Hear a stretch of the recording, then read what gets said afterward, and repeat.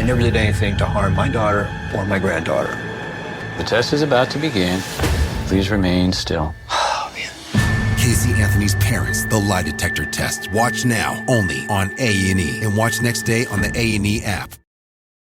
Luxury is meant to be livable. Discover the new leather collection at Ashley with premium quality leather sofas, recliners, and more, all built to last. No matter how many spills, scuffs, or pet-related mishaps come its way, the leather collection at Ashley is made with the durability you need for the whole family. Shop the new leather collection at Ashley and find chairs starting at $499.99 and sofas at $599.99.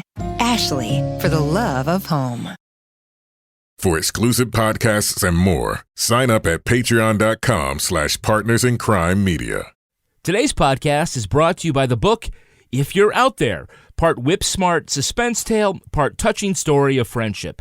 No one knows Priya better than her best friend, Zan, which is exactly why she's convinced something is disturbingly wrong when she ghosts her, even as everyone insists she's fine. Becky Albertalli, New York Times bestselling author of What If It's Us, praises funny, engrossing, and one of a kind. If You're Out There completely swept me away. If You're Out There is available wherever books or audiobooks are sold.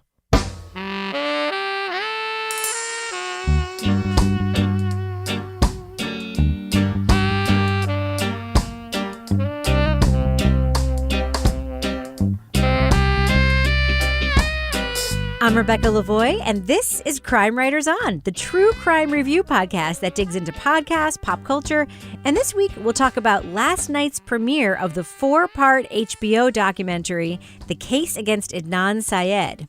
And in the second half of the show, we'll review the powerful documentary that's got everyone talking about the legacy of the King of Pop. It's called Leaving Neverland.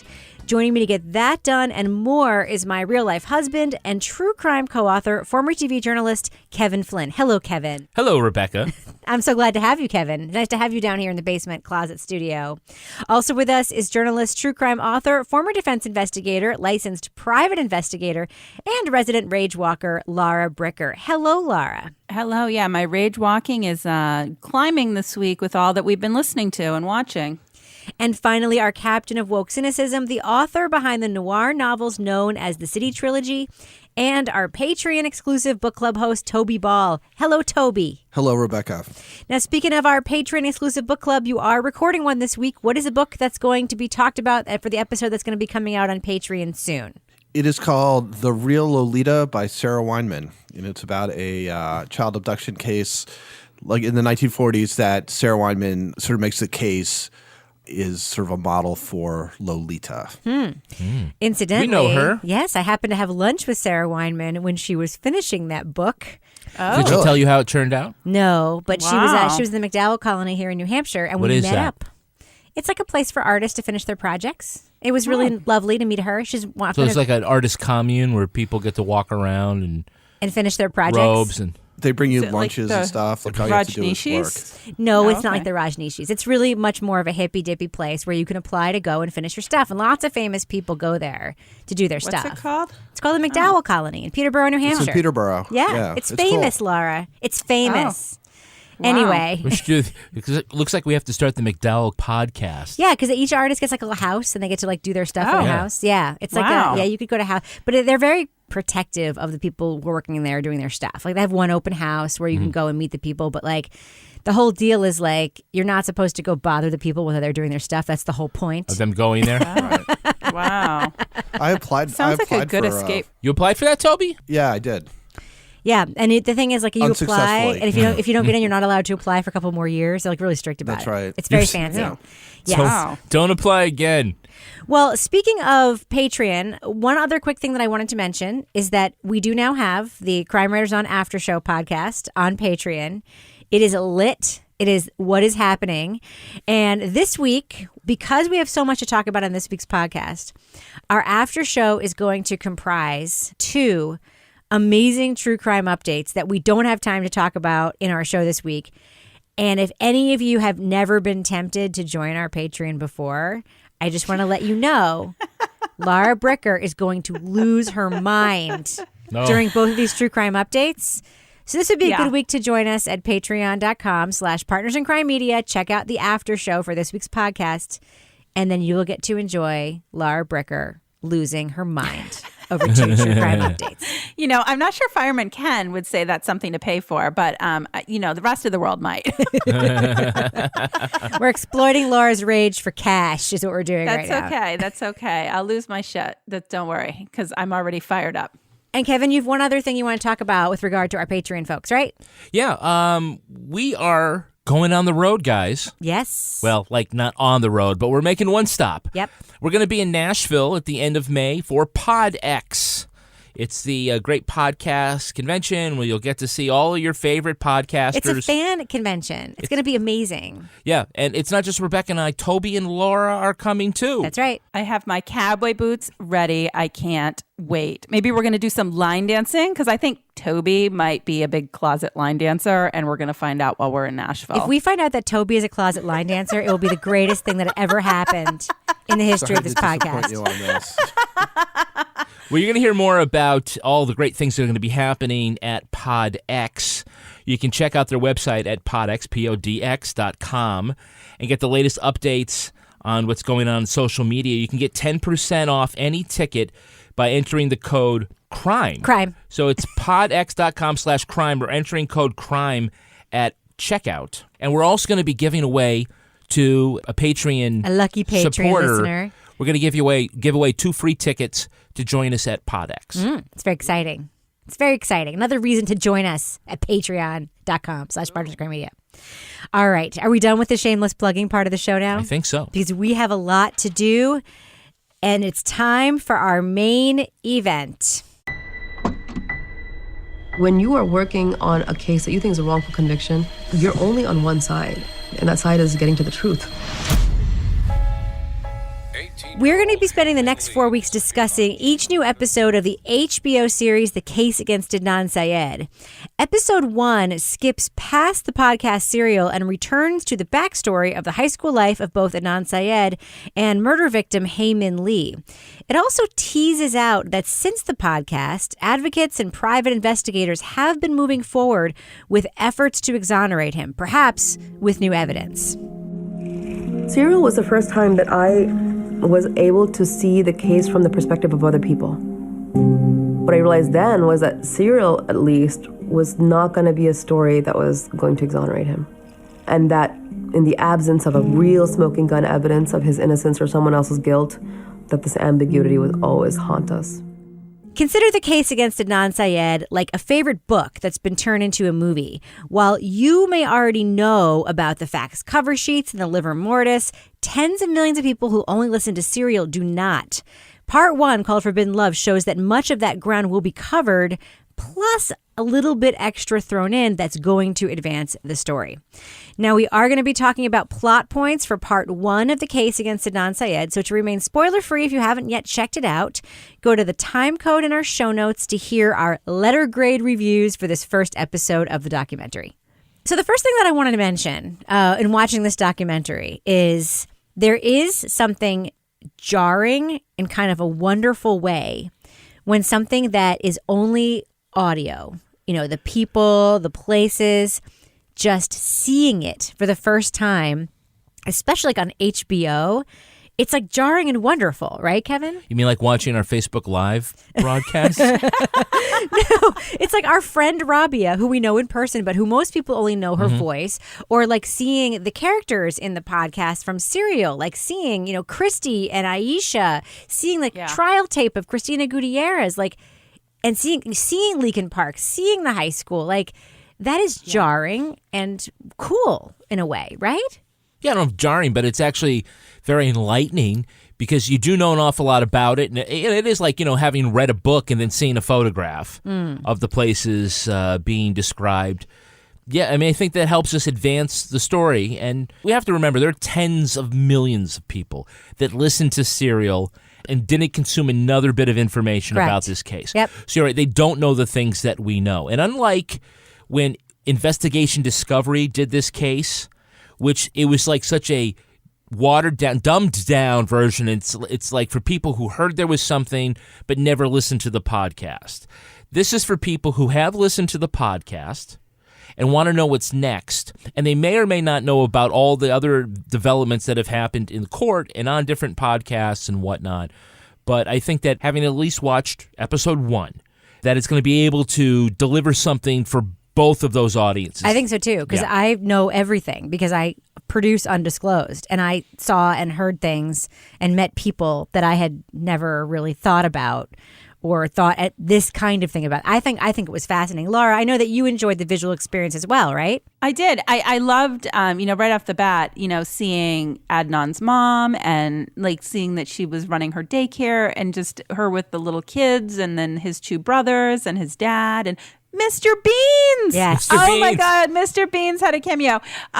So I liked seeing all these people, and I also liked seeing them then and now. That was the part that I really loved, is like you're seeing the high school yearbook photos and maybe like the early trial testimony or whatever, and then you're seeing them now as they're being interviewed, as they've aged and what they currently look like. And that was really fascinating to me. She was just so light and bubbly, and it was really hard to be in a bad mood around her.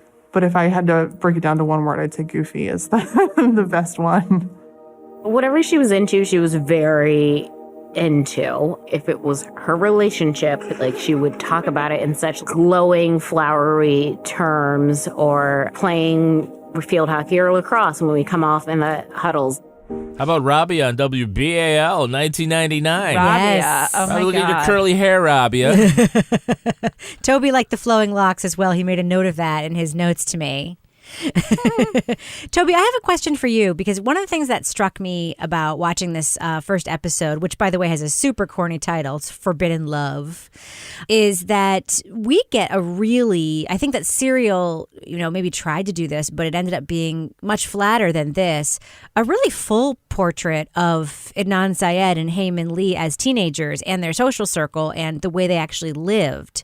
What did you think about that, Toby? I agree with you. Like, I think they did a much better job. I don't know, and maybe it was just me, but as Serial kind of went along, I think I sort of lost track of how young everybody involved in it was, because it seemed, because you're getting a lot of Adnan talking, 15 years later and other people talking 15 years later, just seeing the pictures of them and a little bit more about sort of their social scene and seeing pictures of, them and their friends in high school. It kind of contextualized it in a way that was beyond just sort of, Serial seemed to boil down to eventually sort of Jay and Adnan's sort of voyage that afternoon and what they could prove happened and what didn't happen.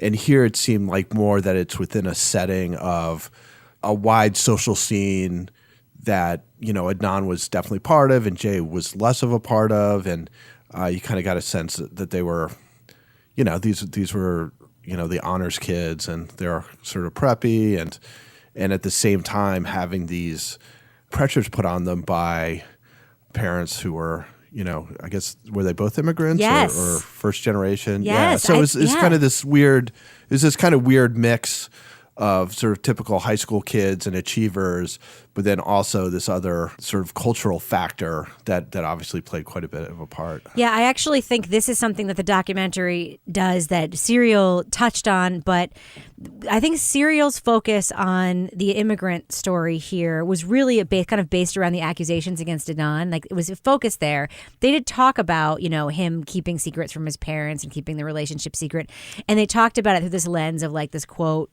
forbidden sneaking around thing. I think the documentary does a real service to these dueling immigrant stories. We have, Heyman Lee comes from an immigrant family. Adnan Syed comes from an immigrant family. They're both first generation Americans. They're both trying to fit in this high school caste structure and like living their lives. And they both of them keep their social circles totally separate from their home lives. And I don't feel like Serial necessarily did that on Hayes' side as much, but to me it explains so much more about some of the dynamics of the relationship that ultimately get used against Adnan Syed in his legal case. Laura, what are your thoughts on that? Yeah, absolutely. I think, this episode for me actually gave, even though, like you said, we know what happened, we know the details, we know the story, it gave me a much more complete picture of the relationship. Like, I felt like I had a much better understanding. I liked the use of the graphics that they used when they were using her diary to fill in details. But I really felt like I understood what the challenges of this relationship were. Her family would let her date, but only if they could meet the family of who she was dating and his family. I mean, I really thought they did a great job with this, like the mothers at the mall that were like, the hunting aunties. down the aunties. They're like, we see you. And, and even when Adnan went to the prom and came home and like threw his prom king crown under the stairs, and his mom's like, oh, what are you doing? It's 1 a.m. He's like, oh, just hanging out. And he had to hide that. So I really felt like I had a much, a deeper understanding of the dynamics of, not only the relationship, but the family dynamics. Yeah. Now, Kevin, I want to talk about those animation sequences. Yeah. First of all, I'll just tell you, I think they were beautifully done and really appropriate and good. One of the things that's interesting is like in Serial, we don't have either Adnan except on the phone, and we don't have Hay, obviously, because except she for died, her diary. except for snippets of her diary. Yeah. And the documentary uses more of her diary and brings it to life with these animation sequences, which is a visual that it was just choice. Rather than just panning over photos, they made something and really put her in the frame using this animation and using more of the diaries. And I think the diaries might be controversial out there on the internet. People don't think it's cool. What do you think? I just want to know what you think about the diaries and about these animation sequences. Well, I did like the rotoscope animation technique, and there are a lot of ways that documentarians sometimes do this. We have most of the time it's like a reenactment with actors, and it looks like they did, use actors for rotoscoping, but it just, by making it an animation, it made it all, not just, pardon the pun, illustrative, but also visually something different, but helped advance, in a really good way, the story that's being told. Both Serial and the case against Adnan Syed use a lot of the same passages, but that's because they are important passages. Right. Talking about the prom, talking about why the relationship fell apart because of sort of these cultural pressures, and some things that in the diary that police and prosecutors thought were relevant to maybe providing a motive or some insight as to why Adnan would have killed Hay. And so I thought that was well done, and I think it was better than just having, like in Serial where Sarah was reading them. I thought that this was a better way of presenting them, at least, maximizing the medium. I do remember that Sarah got a lot of criticism for the way that she handled the diaries, also some accusations of being sort of classist, that, it's a white girl just kind of being a tourist in an Asian girl's life. And, it was wrapped up in a lot of controversy, which, I don't know if this avoids it, but I think it's important because it's the only thing that we have, right, really, of Hay's voice, of her telling her own story. Correct. And as opposed to other people interpreting for her. It is the only thing that we hear in her voice, but I don't know if that was really something that was meant for other people to hear, if you know what I mean. I don't disagree, and I think that's where a lot of the controversy is. Right. Right. So I have some problems with it in terms of, it seems like, I don't know if her parents were like, yeah, go ahead and do whatever you want with her diary. People don't want people reading their diaries, much less like broadcasting it to millions and millions of people. I understand the draw for doing it, but I think like I would feel a little weird like if I had that and then I was just going to like broadcast it to everybody. And I don't know if they would say, well, Serial's already done it, so the cat's out of the bag.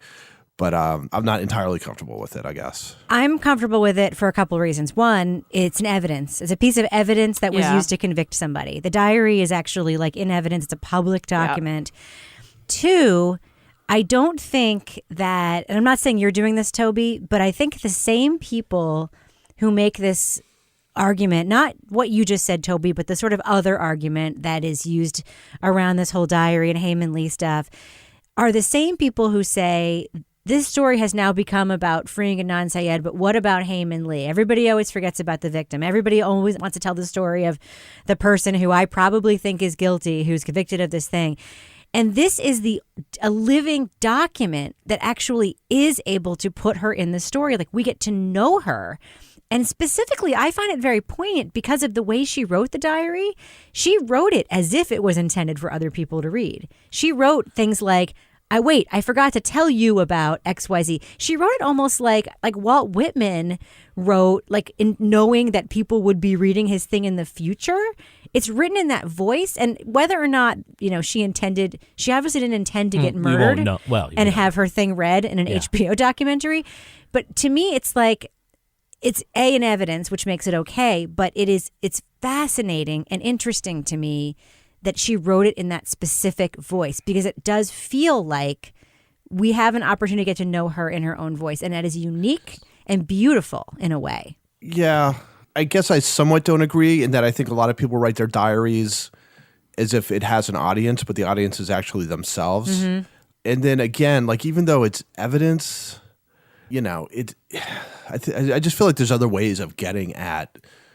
They talk to all her friends and stuff, and that seems like that's another way you could do it. I mean, it doesn't like ruin anything for me, but I think it's an interesting choice that hopefully they put some thought into before they did it, instead of just saying, well, it's here, we'll just go with it. I don't know. I think without the diary and without her own words, we really would have lost so much of this story. And when you write true crime or report true crime, I mean, the first thing you do, one of the things you do, you go to the courthouse and you see what you can get for transcripts and you see what's in evidence. And, that may be, in this case, a diary. It might be letters between people. It might be like phone call records between people. Facebook posts. And that's all in the public domain once it has been introduced at court. And it may, morally, you may feel like, I'm not so sure about that, but it's all out there at that point. So, in this case, it really helped to give, for me, it really brought it to life, especially when they used her words with the animation. It lent this whole different quality to the love story that I didn't really get in Serial. It just seemed so, like, you could kind of feel like this lighthearted high school, like it was just so different to me in a way that maybe I hadn't thought about it before, because it just gave it a much richer context. One last thought, and then we can move on to other parts of this, is just that, and I'll just be cold-blooded here as a nonfiction writer. Yeah. You can't make an omelet without breaking some eggs. Right. And so if that means that you go and you use this because it's the best source material to tell her story, then that's what you have to do. We couldn't have written Darkheart without reading 800 pages of private Facebook messages. There's so much from Our Little Secret, real diaries and stuff, and letters and things, and it's I get Toby's point, and I guess we'll probably have different views on that, but I think that you have to. I think you have to do that. Just to have her friends say, "Yeah, she really liked Adnan," and then, "Well, she really hated Adnan." Who do you believe? You see her own words. Well, we have some other potentially controversial things. I just want to, before I get to one of the other difficult ones, I want to mention one that I'd love to just get your guys' temperature on. Hope Schaub, who's a teacher featured in the documentary, who I think is touched on in Serial, but certainly there's a lot undisclosed about her. French teacher, and also was very young teacher in 1999, and was one of these teachers that was like friends with her students, like very obviously. You can tell by the way it's like kind of weird. I was asked by the detectives, being that I was younger in age and close to a lot of the circle that she ran in, if I would make up some questions that I could give to the girls to kind of ask around to see if any of the Magnet students knew what was going on. And we should mention briefly, by the way, this documentary was optioned from Rabia's book, but diverges tremendously from Rabia's book in that this was a documentarian who came to the story, took this as source material, and then did some original stuff. And so, like, the Hope Schaub face-to-face interview certainly is not in Rabia's book. Haim and Lee's friend of the family interview is certainly not in Rabia's book. Mm-hmm. So there's a lot more here than just Rabia's take and what she would have wanted it to. I mean, it's really not a one-sided thing as far as I'm concerned. And the Hope Schaub thing is a great instance of that, because she does emerge as a major character in this first episode and talks about her relationship with Hay, and then talks about how she was an agent of the police interviewing kids in the school and reporting back to them. Laura, I would love to know your thoughts on that. True Detective season 3.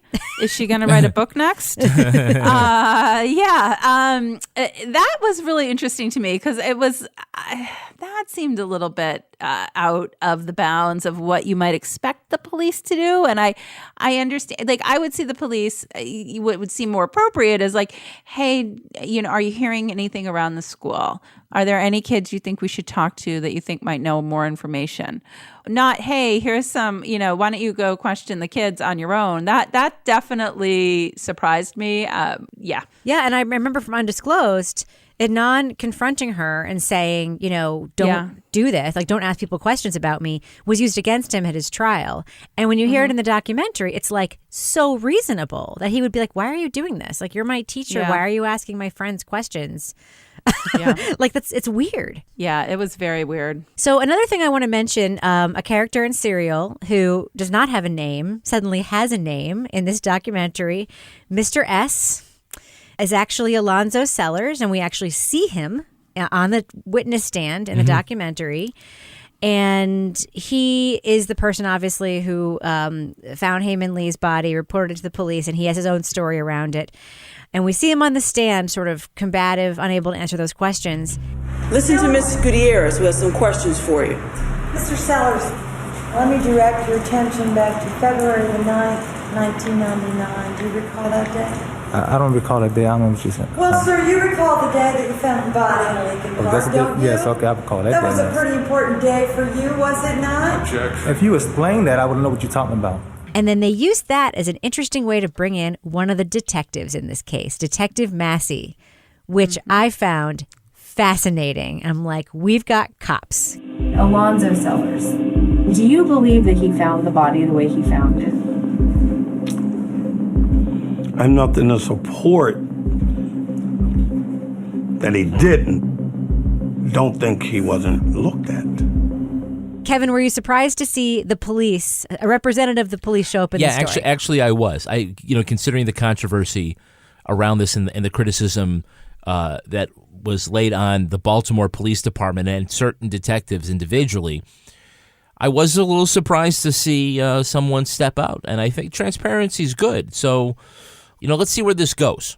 But he also, I think, cast some doubt on the veracity of Mr. S's, Alonzo Sellers' claims around how he found the body. They ask him, do you think this story is true? And he's like, which I found like, wait, what? Like, isn't this a cornerstone of the case? Isn't this one of the facts of the case? I have to say, I was kind of surprised to see police involved, but I thought it was good. I was happy to see police involved. I was also happy to see somebody representing Hayes' family involved. But I'm curious. I was wondering, is this police officer retired? Is that how he was able to take part in this, or did he just like go rogue and say, "Hey, I'm going to be on HBO"? I'm a little. I want to know a little more about how it was that they got this guy to participate. It was certainly very interesting.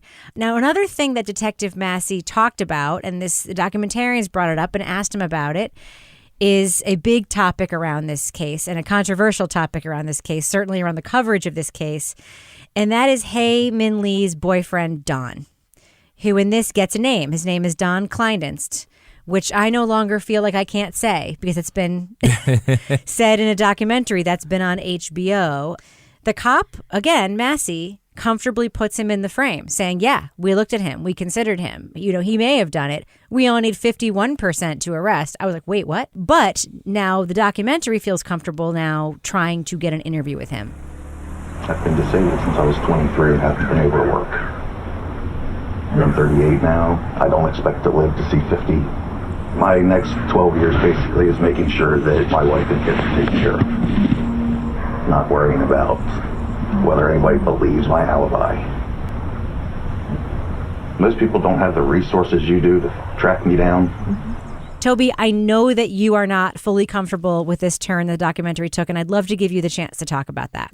Yeah, well, I mean, I think there's, I hope they have something more than what you see in episode 1, and I assume they do. But it seems as though if you're going to bring up somebody's name and sort of insinuate that they might be involved in something, I hope they've got some stuff to really make it seem plausible. So they mention his name, and then they say he's from, I'm going to forget the name of the county, but they say he's from some county. And then the immediate visual they show is a house with a Confederate flag flying. And I was just like, oh boy, here we go. And so from then on, it seems like, without going too like over the edge, I mean, there's just a fair amount of innuendo, and then the conversation they have with them is basically like, I'm dying, I'm trying to do all this other stuff. I don't really care if anybody believes my alibi or not. At a minimum, people who are kind of following this, there's going to be a week where people are like, that dude seems like he could definitely have done it. You know, who knows what's going to happen in the next few episodes, but you know, it's not the first time that we've listened to a podcast or watched a property where something like this has happened. It seems like you're taking on a lot of responsibility when you're putting somebody who hasn't been identified as a suspect based on a documentary or a podcast or whatever. Yeah. So that always makes me a little uncomfortable. Well, it is an uncomfortable situation. And one of the really wonderful things that they put in the documentary is that one of the most circumspect people about this is Rabia. She, in her scene with the private detective, says, I don't want what happened to Adnan to happen to somebody else. Like, I don't want it to be, you know, whatever she based might... on someone's reaction. Yeah, whatever she might feel about whether or not Don might be culpable after the whole time card thing came out. She's also not willing on camera, especially, to say, yeah, it's him. Go after. I mean, she's just like, that. It also wouldn't be right without proving it, without, you know, knowing more. Yeah, I don't know, like, what more of Don we're going to see in the next 3 episodes, but I think, doubt we're going to see more of Don or see him physically. Well, but how about the Don storyline? Let me say that. Right. Because, yeah, he definitely, you know, they say, like, when we're looking at everybody, the current boyfriend is somebody you have to look at. And then they ask the question, well, why, if you're looking at both Adnan and looking at Don, how do you wind up on Adnan? And the detective says, well, we didn't get a phone call on Don. The tip, right? Yeah, the tip. That they believe that was sort of the thing that pushed them towards looking deeper into Adnan. Not necessarily saying, okay, we're not looking at Don anymore, but because when they start looking at Adnan, things apparently fall into place. Right. Jay, well, maybe there's a question there. Something falls into place where Yes. they're like, okay, now we have enough to make an arrest, and so now we're not interested in other people. Now, for those of you on the panel... Which also leaves just sort of the passing thought that if somebody had called and left a thing about Don, that they might have swung the other way and started putting, you know, now it's 51% towards Don. Who knows? Well, the interesting thing about the tip, and this is something that, again, was discussed exhaustively on Undisclosed, which is how I know it, and I may not get the details exactly right, but the general story around the tip is whoever took the call made the note that it was an Asian-sounding man. The Asian-sounding man, it's like they didn't identify, like, what kind of Asian-sounding man? Are you talking Far East? Like, what kind of Asian-sounding man?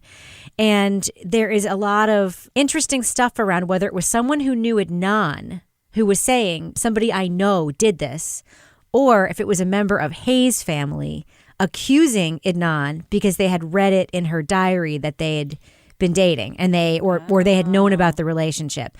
There's a lot of ambiguity about who could have left that tip, who could have made that call. There's just some intrigue there. That's why they're anonymous tips. Right. But there's some intrigue there around that. And that, because the tip is what kicked off the looking at Adnan, and where it came from is important, because if you believe the Jay stuff, if you believe that Jay was involved, that Adnan did it and knew something, then it makes sense that maybe someone who knew Adnan would give that tip. If that tip came from outside Adnan's sphere, if it came from somebody who was perhaps related to Hay, didn't even know Adnan, but who just basically called and said, like, there's this guy you should look at, then they put together a thing based on something that wasn't evidentiary. It was somebody just calling with a tip. You know what I mean? So it's an interesting kind of like piece of the puzzle. Laura, what do you think of all this Don stuff? And what do you think of, you know, the other person who we suddenly see, like we've never seen a picture of before, our friend Jay Wilds? We see him in high school all of a sudden. Oh, yeah. Yeah. Dennis Rodman. Yeah. No, it was, the Don part was really interesting because had this different image in my mind. And then we saw what he looked like when they were dating. I guess I don't remember the Camaro part. That was an interesting little tidbit. But the scene where they went to see him, wherever he was, North Carolina or South Carolina, it just sort of sad to me because I just felt like he's like a total disaster. He's like disabled. He's going to be dying soon. It was just kind of like a train wreck to watch. You're like, ugh. But at the same time, there is something interesting about why wasn't this pursued more at the time, like you said, and why the focus did shift to Adnan. But the Jay part was really interesting because I liked getting, again, that sort of context now from the friends and seeing the pictures, because you always imagine it in your head totally different than it actually is in real life. And where he fit into that social sphere of the high school in terms of the kids that were the super smart kids that were on this track with the special program, but seeing how he fit into that, and also seeing pictures of his pretty girlfriend and Stephanie. Yes, Stephanie. I don't know. That's going to be interesting to see as it goes forward. The Don thing, I don't know if we're going to be seeing Don again because it didn't look like he was exactly inviting them in his house. But you never know. You never know. They did that long lens filming like they did in Laguna Beach. He was like, I was like, yeah, like somebody got to be the surveillance person on the other side of the street and tape it. That must have been exciting. It must have been. Sure must have been. The thing about the group stuff, getting Aisha and getting Debbie and having all those like face to face. These were characters that were in Serial and Krista, and having these protracted interviews with them where they first sort of paint what the relationship looked like and what their high school social circle looked like and all that stuff. And then I think about scenes that were in Serial that just feel very different when you get these longer interviews with these people who were kids at the time. One of the scenes that, stuck out in Serial was a Krista's birthday party, which happened like a couple of days after Heyman Lee went missing. And the fact that like Adnan showed up there. They had all these photos of all the with kids Jay at and the party, Stephanie, yeah. and it made it seem like if he was guilty, that is like a cold ass thing to do. Like be partying when your friend's missing. But then when you actually hear them talk about it and see the photos of it, it kind of makes sense. They actually all believe like she might show up to this. Maybe she's just off doing something and she would never miss this. Like she would show up. All of a sudden, it's like a different story that Adnan was there. Much more believable, much more... Yeah. Like he came off better in this, I think. I think you did too. I actually made a note of that. I felt much more, I don't want to say sympathetic, but I just felt like the way that he was portrayed was much more positive. It was in a much more positive light. Not to say that it wasn't positive in Serial, but in this, I actually was like, he was a really good kid in high school. Like, I guess I didn't have quite that same sense of what a good kid he was in high school until this documentary. Well, Serial would talk about how people said he was a good kid, and then they cast doubt on it in Serial. And the thing that really struck me with this interviews with him in jail, Kevin, is that he gave details about things that happened, like the prom. He talked about Hayes' abuse and how she told him. And then they would go to the friends and they would corroborate everything he said. The pictures of you think about his memories of the prom. He remembered exactly what Hayes' dress looked like. Yep. And the crown matched her dress. Like the crown had like a blue top. Someone asked me, was she the queen? And I just immediately thought of it. I said, no, she's my queen though. And Hayes was like, oh, and I was like, thank God I said something smart right for once. He had all of these details down pat, which just seemed very authentic in this because you could see it. So this is sort of what I think you might interpret in the audio story as like a BS factor.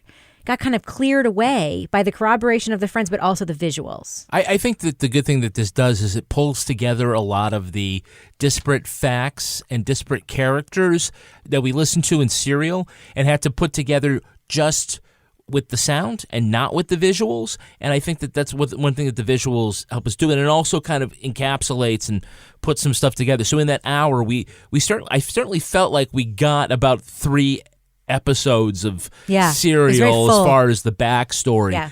It ends up being, I think a lot easier to understand like what was going on in the first place because of the way it was presented here. And they very efficiently dispense with the whole Serial as a podcast phenomenon thing. That whole scene is like super quick which I loved. I love that they didn't dwell on that. Mhm. They were just like, this happened and now everybody knows about it and let's move on Right. and tell you the story again.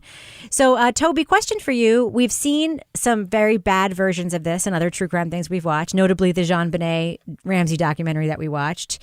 But the documentarians do hire professional investigators to look at stuff. And we see Rabia go to their office in New York and they seem like real investigators. They don't seem like they're going to have a 10-year-old boy come out and Hit a pineapple with a hammer or whatever. What do you think of that? The idea of this, Toby, that like the filmmakers, this was obviously, this is the filmmaker who made West Memphis 3. This is like an Academy Award nominated or winning filmmaker. And as part of this documentary and like turning over this case again, they decided to do another investigation. Does that make you worried or do you like it? I'm just curious to what you think about that. Oh, no, I think it's good. I mean, it's investigative reporting, right? So they got some investigators to help them. Yeah, true. So that's fine. I mean, I've got no problem with that. I mean, I think, you can do whatever you want. It's a matter of what are you going to put out there for people to consume? What decisions do you make about the information that you turn up? I feel like I've been like negative about this. I thought this was really interesting and really good, and I'm psyched to watch the next 3 episodes. And part of the reason why I'm enthusiastic about that is because there's I guess there's not the promise, but there's the potential for there to be new information or new insight or a new way of looking at it or something. Like it seems like it'd be kind of crazy to go to all this effort if nothing comes out of it. I think that's good. You get the best people you can to help you when you're making your product. Right. So why not? Legit people who are not going to make a child stand in front of a mannequin with a hammer. Let's not jump the gun on that one, Rebecca. That's true. I don't want to be too optimistic. All right, let's do what we do. We are not through with this series, so I'm not comfortable doing the thumbs up or thumbs down full review. But what I would like to do is take a little temperature of the panel right now. After episode 1 of the case against Adnan Syed, I'd like to poll the panel. Letter grade for episode 1, Forbidden Love. Laura Bricker, what grade do you give this episode? I'm going to go with A. I mean, that was great. I knew the story. I knew the people. I really liked seeing the people in person. I saw people and heard from people we didn't hear from in Serial. I loved seeing the footage of all the places. And it had just such a different feel than other TV documentaries that we've watched about this case. It was just really well put together. Toby, what about you? Letter grade for Forbidden Love, episode 1 of the case against Adnan Syed. Well, I kind of feel like, in the Olympics when like the first figure skaters go out there and they never get like really good marks because they want to leave some room for people to do better. Yeah. I kind of feel the same way about this. So I'll give it like a B+ because I'm expecting it to be better as it goes on. He's the but fucking it's Russian really judge. good. No, he's not. Yeah. Hey, as long as he's consistent in his grading. It's true. Right. Yeah. That's true. But I think, it was a good first episode, but I think, the best of these have payoffs as you go along, right? Correct. So I don't want to give it an A and then give stuff that's better another A. Well, I am You don't not, have that problem. Yeah, I don't have that problem. I am only going to grade this on its merits alone because I don't know what's going to happen and I can't predict that.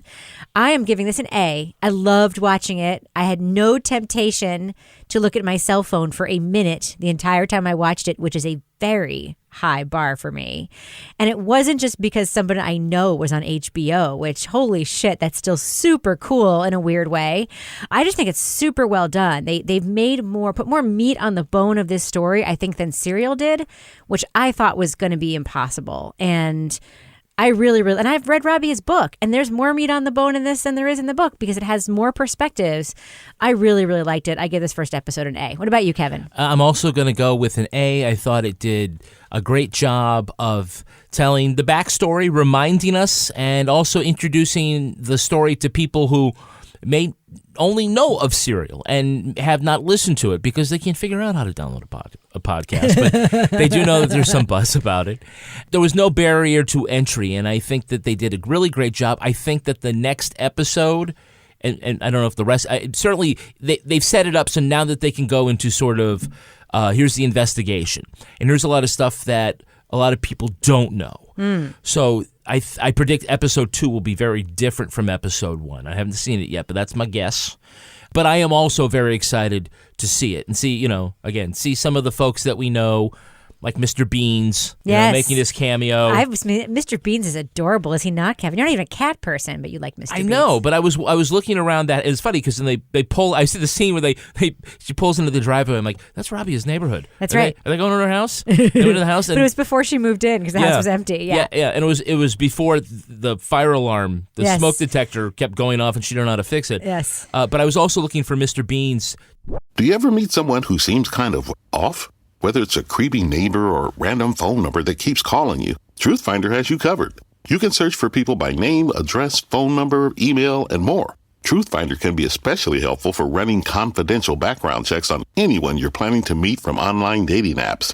Go to truthfinder.com/podcasts for a special offer. That's truthfinder.com/podcasts to access your special offer today. I never did anything to harm my daughter or my granddaughter. The test is about to begin. Please remain still. Casey Anthony's Parents, the lie detector test. Watch now only on A&E, and watch next day on the A&E app. Luxury is meant to be livable. Discover the new leather collection at Ashley with premium quality leather sofas, recliners, and more, all built to last. No matter how many spills, scuffs, or pet-related mishaps come its way, the leather collection at Ashley is made with the durability you need for the whole family. Shop the new leather collection at Ashley and find chairs starting at $499.99 and sofas at $599.99. Ashley, for the love of home.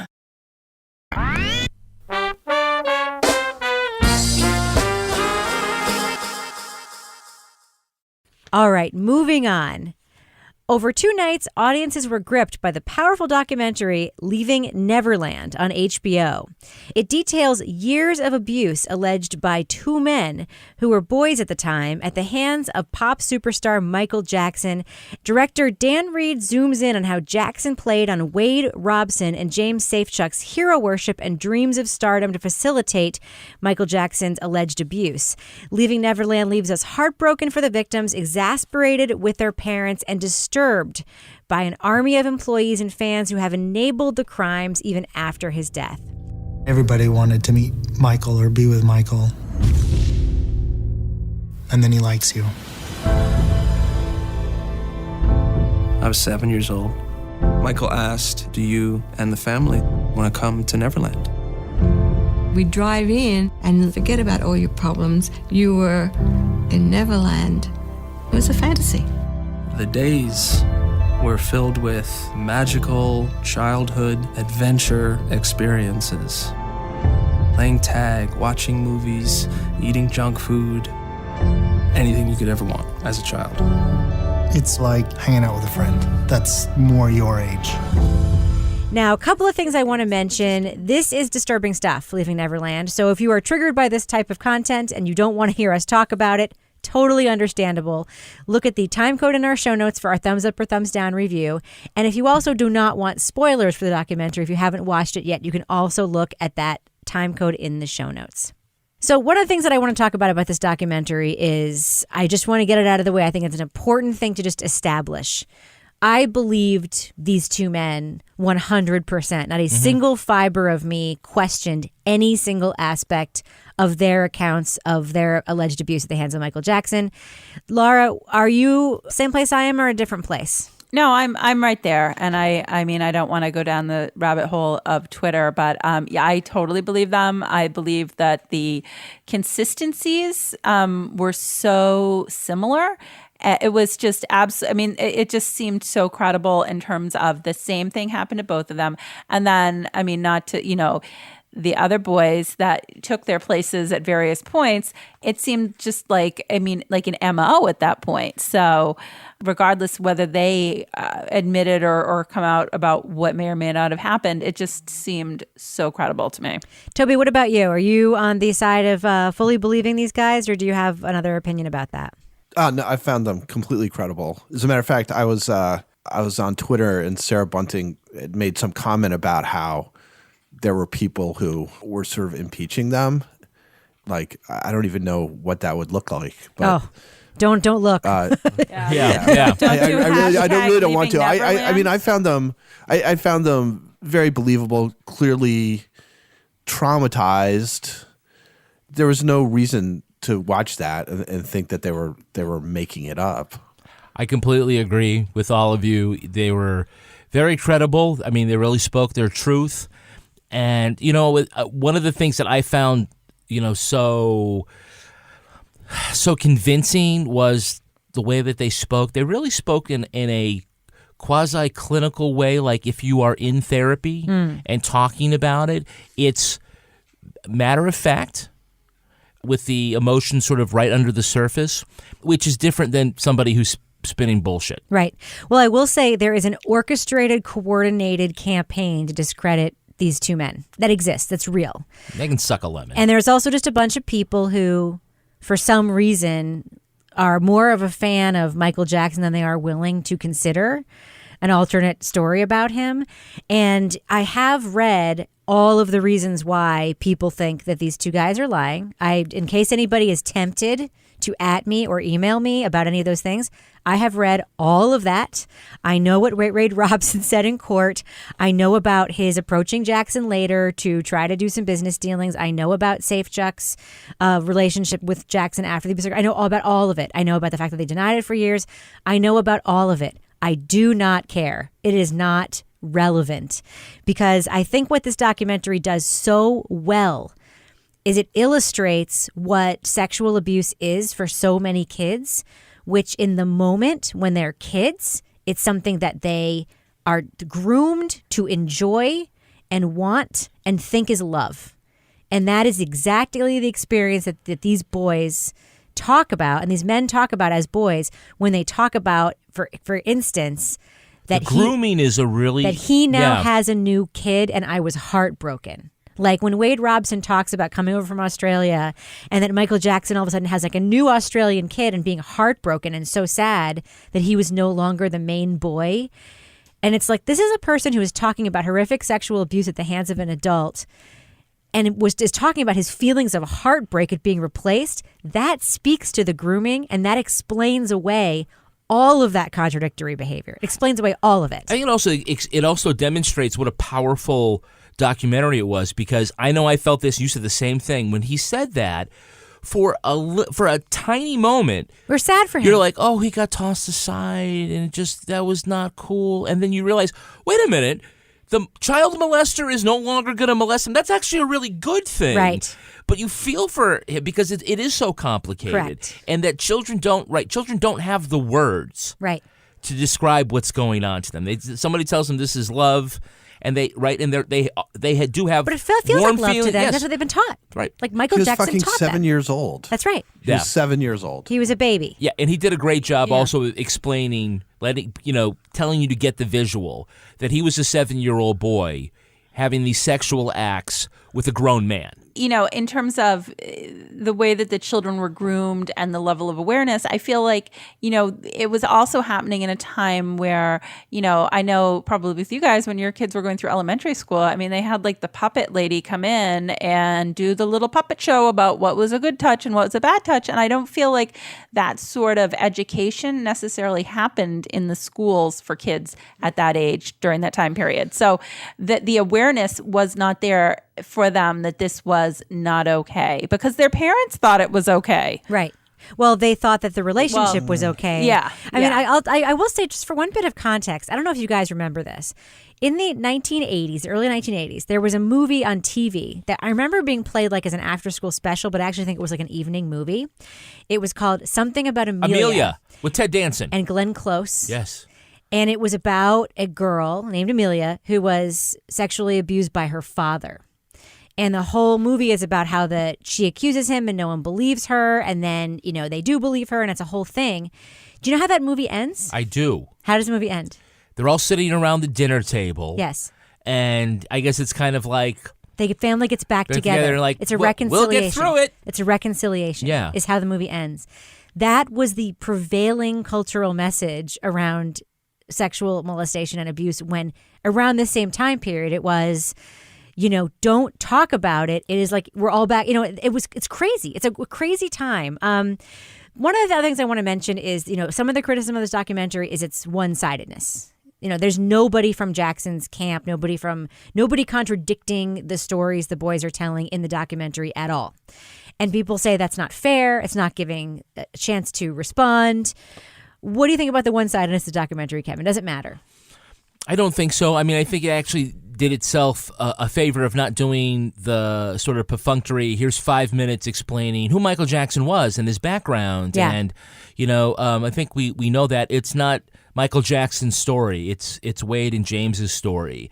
And I'm okay with that. Yeah. What about you, Toby? Do you think that this benefits or it takes away from it that it's so one-sided?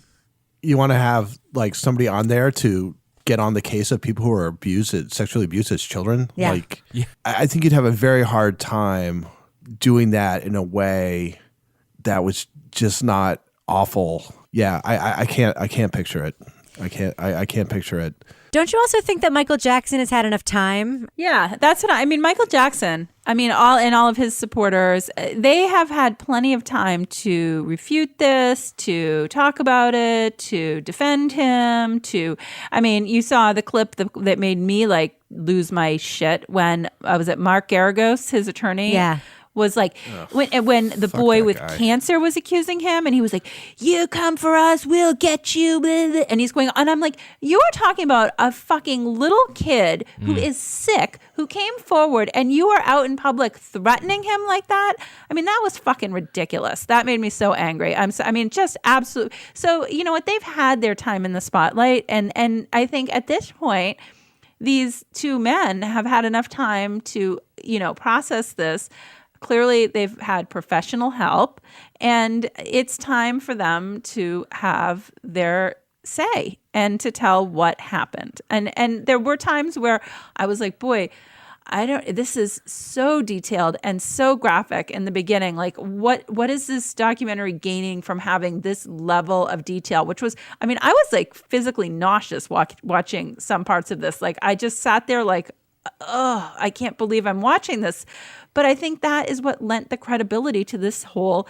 There were other, but that really just illustrated how horrific this was on because so who many would levels. tell this story? Who would tell that story? Who would make up something like that? It was just so horrific and nauseating to listen to, knowing that these were children that at the time didn't know, they didn't recognize what a horrible situation they were in. It was just awful. Right. Now, Toby, a big conversation around this documentary is the role of the boys' families in the abuse, the moms in particular, because their moms are both on camera for a great deal of it. And there is a really interesting piece in Slate that I would recommend people read if they have, if their gut instinct is to just vilify the moms because of the way they delivered their story documentaries. Read the Slate piece because they talk about how the film was made, which sheds a lot of light on that, and how the way the questions were asked off camera was designed for the moms to relive the happy times, so that they could get the viewer to understand better what it felt like when, for instance, James' mom was saying like Michael Jackson was like a son, like him coming to our house was just so exciting, and we looked around a little suburban house and he was just there and it was so wonderful. And I think that, it's easy to say, any parent would have known, any parent would have whatever, but there's some veracity to that potentially. There's a lot going on there. And I would just love your thoughts generally on what you think the role of the parents, how it was portrayed in the documentary, just what your thoughts are on that generally. Because I think it's one of the most interesting facets of this story. I don't think you can really generalize, right? Because I think there's two very different things that are going on. One is the Australian mother, Wade's mother. Part of it is that she sees it as an opportunity for her son to become famous. And that's the reason why they moved to America and all this stuff, which is not to, and I'm not implying that that was some kind of deal she was making, was that the sexual abuse for fame. But I think that was what sort of motivated her to try and, prolong this relationship. Whereas James's parents, and I think James's father was involved too, it was more that sort of, this is the most famous guy in the entire world who wants to hang out with our son for some reason. Mm-hmm. He was. He was the most famous guy in the world. Yep. He was the biggest star in the world. Mm-hmm. I don't even think there's anybody as famous now as he was at the time that TPP was famous. You could say like Beyonce maybe, but no Michael Jackson was the most famous person in the world, period. And I just think if I was going to defend the parents, I mean, I think that just warps things, I think it's just really hard. And plus, he's just so freaking strange that he's super famous and he's super strange. And it's probably hard to evaluate what his deal is as compared to like a normal guy who you might know from work or something like that. So I think that probably made some of the decision making harder. That being said, like his whole thing about basically being an adult child, even when it was happening at the time before all this sex stuff came out, it just seems so off. That would be where my huge red flags would be, before even like I wanted him to sleep in my bed and I want to be able to lock like 5 doors in between us and, all this stuff. He's either super disturbed or he's kind of full of it. Because I don't think that's the way it works. Like, I don't think that people who are robbed of their childhood then, like, aren't able to mature and then try and live out their childhood again in, like, their 30s. Like, I don't think you want to play with dolls and stuff and hang out with 8-year-olds when you're 38 or whatever he was just because, you were a pop star when you're a kid. Like, that doesn't make sense to me. And if that's really the way it is, it seems like he's got some issues that need to be taken care of and not by your child. Right. It's weird. Like I kind of feel some sympathy, especially for the American parents. Clearly it's easy to criticize them and clearly they should have done some things differently or whatever. But it's a situation that just seems like unlike any other that it would kind of mess with your decision making. I mean, that was one of the things I kept thinking about as I was watching this is that, somebody must have done this to him when he was a child because, that's how this happens. There's this cycle of abuse. And it's like he didn't just start doing this to multiple boys because, like you said, he was, pushed into singing when he was so young and he didn't have a childhood. Somebody must have done something to him because it just, where did this cycle begin? And is that what ultimately led him to do this when he was an adult? That was something I kept returning to is like, it was nauseating to watch. It was so awful. I felt so bad for these boys. But at the same time, I just thought, something created this. Something made him go down this road, and that's the part I tried to go back to when I was trying to not just condemn everybody involved in this. Yeah, I think the fact that Jackson was abused, I don't know about sexually, but physically abused is well documented. Joe Jackson, the Jackson 5 boys, and Janet Jackson's father was an abusive man, and it's easy to imagine scenarios where different kinds of abuse might play out, but we don't know. The thing that I will say about Michael Jackson and his MO is that whole thing where he's basically like, I love children, it's like the best possible, most unbelievably effective disguise for a serial pedophile because it's so flagrant. He's built his whole life to bring children around him. And a person who is wondering whether a child molester would think, well, that can't possibly be it because he's showing us that he just wants to be around kids all the time. Like, it's an incredibly effective disguise. And I think this really played into the grooming of the families because you hear Michael Jackson is calling their kids on the phone constantly. And if somebody is molesting your kid in secret, are they going to call them constantly when you're home? Send them faxes? Send them faxes that you can read, bring you along on trips. I think the grooming was masterful. I think it's very easy to Monday morning quarterback and say, I would never. But let me just tell you like a very quick specific story that I was thinking about a lot. I know one famous person. I know like some people who are in podcasting, but I know one actual famous person. And I met that famous person through somebody else. And my son Henry was with me when I met this very famous person. And he's wonderful and so sweet. And I have not intimating anything creepy about him. And I really hesitate to say his name, even though you guys probably know who it is. But he's like wonderful and generous and great in every way. And I had my son with me when we met, and he and my son got into a conversation about how my son was super interested in filmmaking. And that's where it ended. That's where the real life story ends. And that's just like, let's leave it there because he's a wonderful guy. But I was watching this documentary and I was thinking, what if this super famous person had said in the course of this conversation, you know what? I'm like running like a teen filmmaking workshop this summer. You should fly your son out. Like, he should spend the summer in this program. Like, he'd probably be really great for him. I will tell you, this person is so famous and so nice, I probably would have like done it or thought about doing it, because it would never have occurred to me, even in 2017 or whatever year this was, that I'd be sending my son off to some like sex trap. You know what I mean? Yeah. It's like Larry Nassar. Yes, exactly. That was exactly the right comparison that I was thinking about. It's exactly right, Toby. But there's a legitimate path where you could say it's reasonable that you would want to encourage and have an opportunity for your son to do this. Right. But there's a meridian on that path that it's like, okay, now it crosses into maybe something suspicious, right, and definitely something dangerous.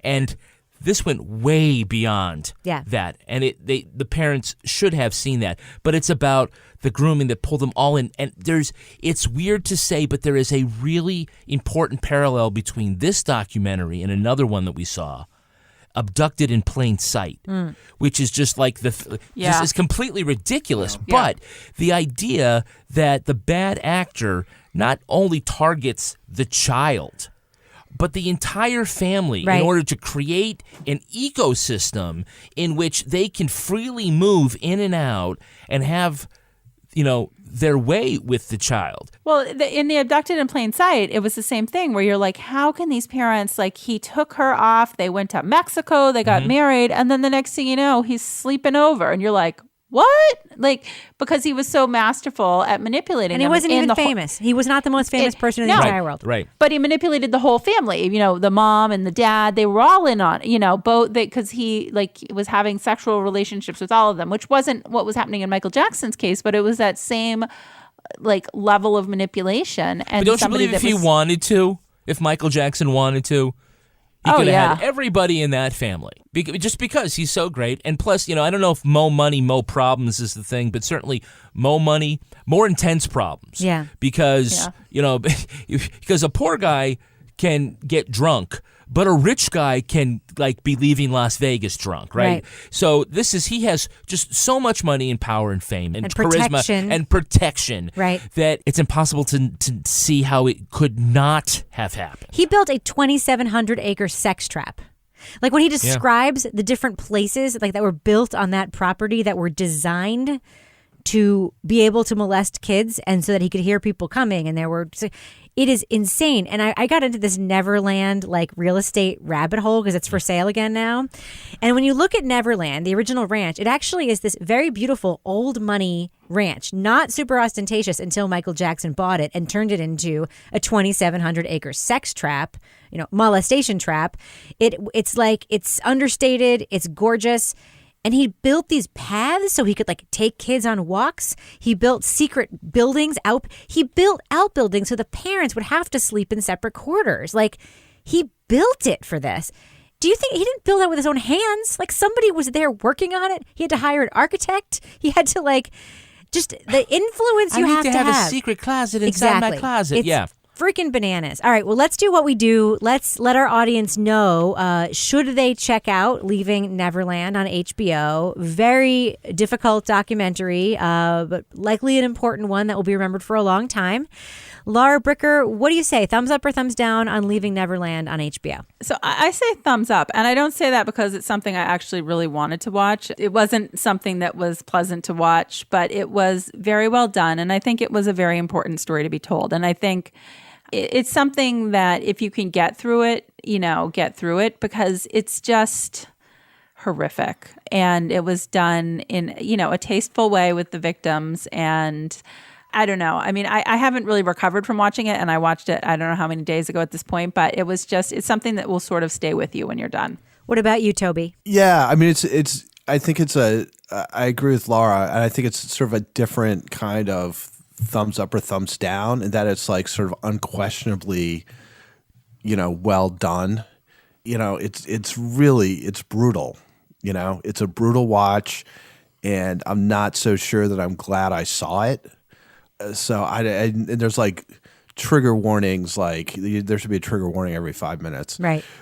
with all that being said, it's the subject matter, really.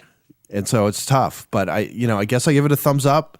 But again, like, I'm not sure that I'm glad that I watched it. Right. That's the best I can do. What about you, Kevin? It's rough emotionally to watch this. I mean, 2 nights afterwards, I had trouble sleeping. This just kept like coming back in my head. The story of these guys. It just, a story about how absolute power corrupts absolutely. There are not a lot of billionaire pedophiles out there. So is it a story that translates to many other situations? It does.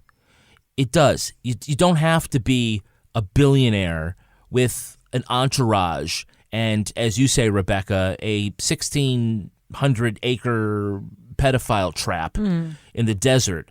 There are aspects of this story and this behavior which permeate crimes that are happening today. It was, again, a tough thing, but I think it's, for many people, they need to see it. So I'm a thumbs up. I'm a thumbs up, too. I thought it was very powerful. I find James Safechuck and Wade Robson really compelling characters to be telling the story. I've actually, familiar with Wade Robson's work. I remember his show, The Wade Robson Project at MTV. He's an incredibly, incredibly talented dancer. And I'm really happy the documentary sort of showed other aspects of these men's lives other than their, talking right to the camera. I, like you, Kevin, think it is not just an important watch for like what happened in this instance. The whole concept with victims who quote unquote lie about what happened to them and then change their story. This documentary does such a thorough and beautiful job dissecting how that can happen, especially with victims of childhood sexual abuse. They didn't lie and change their story. They lied and they stopped lying. They lied for a reason. They didn't change their story. And the reason was not for personal gain. The reason was because they didn't know it wasn't doing something good. Yep. And it's so important that not just parents, but that anybody watches this. It just gives you a new look into this type of story. So I'm a big thumbs up. It is very disturbing and in some ways really beautiful and in some ways just difficult. Do you ever meet someone who seems kind of off? Whether it's a creepy neighbor or random phone number that keeps calling you, Truthfinder has you covered. You can search for people by name, address, phone number, email, and more. Truthfinder can be especially helpful for running confidential background checks on anyone you're planning to meet from online dating apps. Go to truthfinder.com/podcasts for a special offer. That's truthfinder.com/podcasts to access your special offer today. I never did anything to harm my daughter or my granddaughter. The test is about to begin. Please remain still. Casey Anthony's Parents, the lie detector test. Watch now, only on A&E. And watch next day on the A&E app. Luxury is meant to be livable. Discover the new leather collection at Ashley with premium quality leather sofas, recliners, and more, all built to last. No matter how many spills, scuffs, or pet-related mishaps come its way, the leather collection at Ashley is made with the durability you need for the whole family. Shop the new leather collection at Ashley and find chairs starting at $499.99 and sofas at $599.99. Ashley, for the love of home. Now it's time for my favorite part of the podcast, a little something I like to call the crime of the week. It was an unappetizing scene in Plastow, New Hampshire. Girl Scouts selling their cookies outside a supermarket were confronted by an incoherent man, swearing, swinging a pole, and flexing his muscles. Police came and had to both tase and pepper spray the man. When they stuck him in the car, he thrashed so much that the cruiser started shaking. Do you think all this violence would deter those Girl Scouts from selling their cookies? Hell no. Not when they just drew the biggest crowd of the day. These Girl Scouts started pushing Thin Mints and Samoas like nobody's business. They even tried to get the cops to buy some tagalongs and do-si-dos before they cleared the scene. So panel, this is a critical question that I've been debating a lot in real life and on social media lately. Laura Bricker, which Girl Scout cookie flavor would you be willing to get tased for? It's going to be the Samoas, Rebecca. The second place Wrong is answer. Thin Mints, but Samoas are where it's at, especially since some other Girl Scouts recently doctored up the Samoa box. I don't know if you saw that with the guy from Aquaman. So Momoa? Yeah. Exactly. Yeah. Momoas Samoas. They did. They put his picture on the boxes. So, yeah. What about you, Toby Ball? What flavor Girl Scout cookie would you be willing to get tased for? I realize this makes me like a total out-group, but the trefoils. Oh, God. Wrong answer, What's Toby. those ones? It's the plain shortbread ones. It's the shortbreads. No. It's an acquired taste. And an acquired texture. What about you, Kevin? What Girl Scout cookie flavor would you be willing to be tased for? None of them? Why not? To be tased? Fuck that noise. Wrong answer. I get a cookie anywhere. Why would I have to be tased? Yeah. I can get a mint on any fucking hotel pillow in the world. Thank you very much. Wrong answer, wrong answer, wrong answer. The only... I do like tag-alongs, though. You like tag-alongs. You have something in common with my social media nemesis, Monica Lewinsky. I've been following that. I was like... Rebecca's been tweeting with Monica Lewinsky repeatedly. Yes. Monica Lewinsky and I, by the way, I'm sure she has no idea who I am, but we do she have tweeted once and you tweeted 12 times. We have a protracted Twitter relationship where occasionally things crop up and we seem to sort of like really get to be on the same page about things mostly. And like she loves tag-alongs, and I think anyone who does not answer Thin Mints is a monster. A super duper monster. Wow. Oh. Yes, sorry. What's a tag-along? The peanut butter one. They're good. I like those. You know, in different parts of the country, the same cookies are labeled different things. Yes. Peanut butter patties are also known as tag-alongs. Yes. Dozy Does. Yep. Or that peanut butter sandwich one. Yeah, it's a different one. Yeah. Yeah. I don't Peanut like butter those ones. patties? Yeah. Is that kind of like anti-Irish? By the way, a fun fact, Girl Scout cookies are made in different bakeries around the country that are regional, and they even have different pricing around the country. And just so you know, Thin Mints are now, the Girl Scout cookies in New Hampshire are now $5.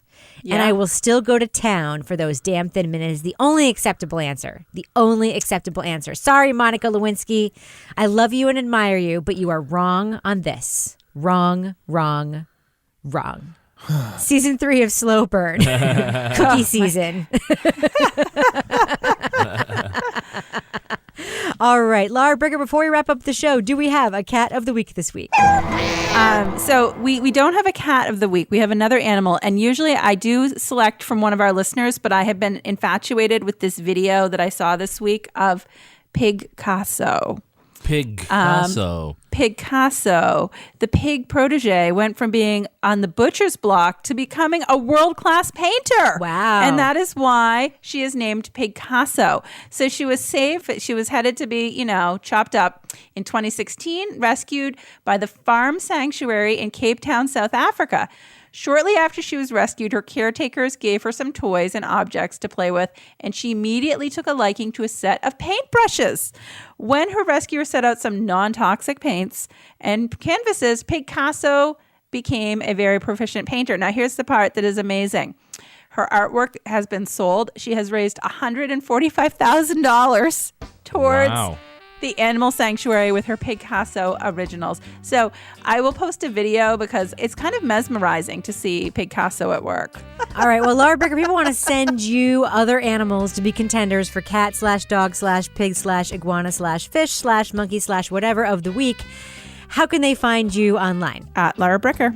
And Toby Ball, people want to reach out to you to commiserate over your love of trefoils. If they are also fellow trefoil lovers, how can they find you on Twitter? All three of you can find me at TobyBallNH. I will tell you, Toby, the Girl Scout who sold me my Girl Scout cookies told me, little Sylvie told me that her favorite flavor is also trefoils. Just so you know, you're not alone.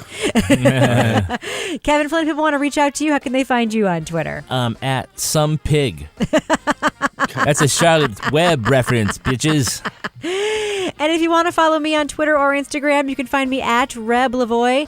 And this little show, by the way, is now on Instagram at Crime Writers On. So if you love the grams, come follow us there. You can also follow the show on Twitter at Crime Writers On. And I encourage you to join the amazing community on our official Crime Writers On Facebook discussion group. We did a little Facebook Live for them before we recorded the show tonight. It's super fun there. The theme song for this podcast was performed by the New York Ska Jazz Ensemble and used with permission. And you can support this show at patreon.com/partnersincrimemedia and get all sorts of cool stuff, including the Crime Writers On After Show, which is available right now. This show was recorded in the Yoga Loft above the Bodega in Bay St. Louis, Mississippi studio, otherwise known as Studio C, the closet in our basement where I hoard all of the Thin Mints. On behalf of the Crime Writers, thanks so much for listening. We will catch you later. Do people want to see you do any of your famous impressions while doing this Facebook Live? Suki, I will not apologize. You can do it. So you can see yourself. Hey, no, I'm not looking. Okay. My love for you is strong over the centuries. I will not. Turn your mic down. I can't hear you. You can't do it. I will not apologize for loving you, Suki.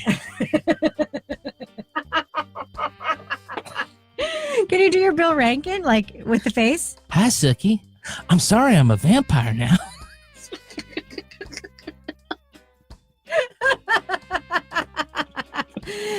Did you know? Do you know what a coffin is? It's where I sleep. I'm just so nice. He is so nice. So nice. Do you know what a werewolf is? I don't like werewolves. When the sun comes up, I have to go to bed. That's different from you.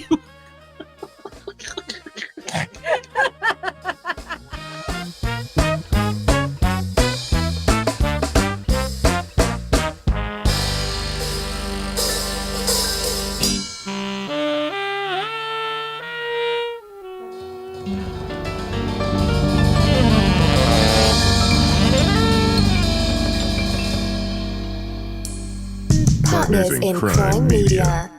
To get the Crime Writers on After Show right now, go to patreon.com/partners in crime media. Luxury is meant to be livable. Discover the new leather collection at Ashley with premium quality leather sofas, recliners, and more, all built to last. No matter how many spills, scuffs, or pet-related mishaps come its way, the leather collection at Ashley is made with the durability you need for the whole family. Shop the new leather collection at Ashley and find chairs starting at $499.99 and sofas at $599.99. Ashley, for the love of home.